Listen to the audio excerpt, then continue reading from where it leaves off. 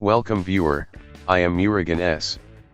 This video tutorial describes, fix run button is not showing in Visual Studio Code, play not visible or working in Visual Studio Code.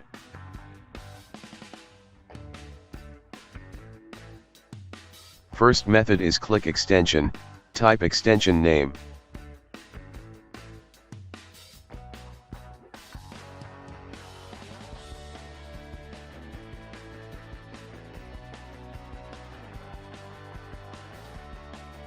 Check extension is disabled, click enable extension.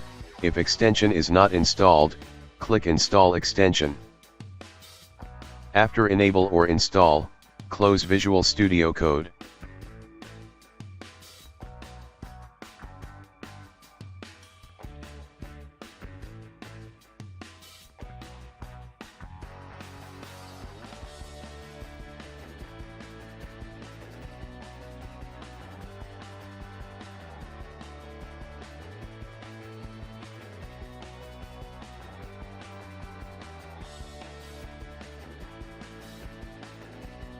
Second method is open Visual Studio Code. Right-click split windows, click Run Code.